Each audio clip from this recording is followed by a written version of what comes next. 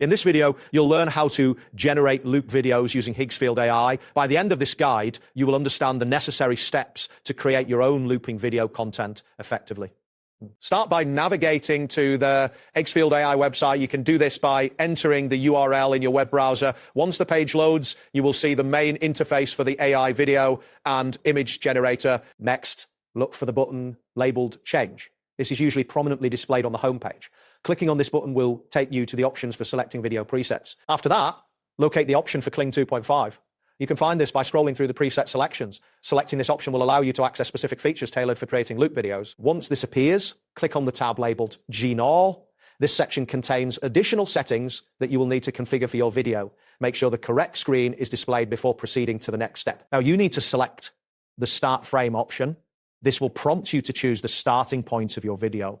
Ensure that you are ready to select a video or image that will serve as the base for your loop. Choose a video or image from your device. Be mindful of the file size, as larger files may take longer to upload.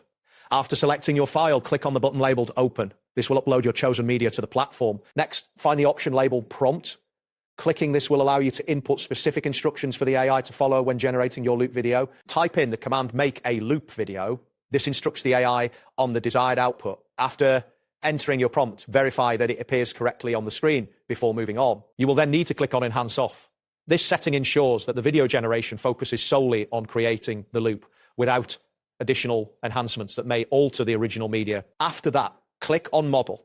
This option allows you to select the algorithm that will be used for video generation. Ensure that you are on the right screen before proceeding. Select Kling 2.1 quote from the model options. This selection is crucial as it determines the quality and style of the loop video being created. Next, find the quality setting. Click on this to adjust the output quality according to your preference. Higher quality settings may take longer to generate, so consider your needs. Finally, click on the button labeled Generate.